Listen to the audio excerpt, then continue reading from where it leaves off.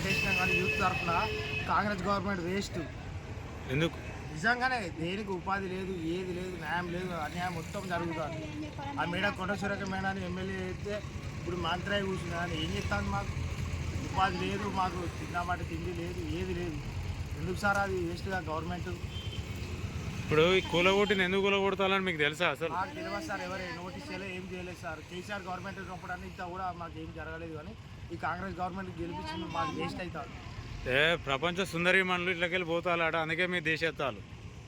ప్రపంచ సుందరమాలు పోతే వాళ్ళకి మాకేం సార్ సంబంధం? వాళ్ళు ఎక్కడి నుంచో అవుట్ ఆఫ్ కంట్రీ నుంచి వచ్చి ఇక్కడ ఉన్న వాళ్ళకి దిక్కులేదా సార్? ఇక్కడ గవర్నమెంట్కి దానికి ప్రపంచం వాళ్ళకి మాకేం సార్ సంబంధం? We are educated sir, they are coming from out of countries. అసలు దానికి మాకు సంబంధమే లేదు కదా సార్. అట్లా వాళ్ళు వచ్చినా మిమ్మల్ని తీసేస్తా మీకు ఎట్లున్నది? మరి వాళ్ళకి ఓటేసి గెలిపించుకోమని చెప్పారు సార్. ఐదు మాటలు వస్తాయి కానీ రేవంత్ రెడ్డి గారు ఉండి బేస్ట్ గవర్నమెంట్ కదానండి.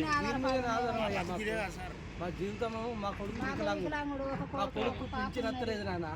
మాకు ఒక పాప, మాకు తినరిక తిండికి చాలా ఇబ్బంది ఉంది. కారు ఎక్కడ కష్టం చేద్దామని సాధన అవుతుంది. ఏదో దీని మీద బతుకుదామని పెట్టుకున్నాను నాయన. ఈ 10 రోజులు మా వాళ్ళు బాగలేక ఎంజేవులు ఉన్నాం సార్.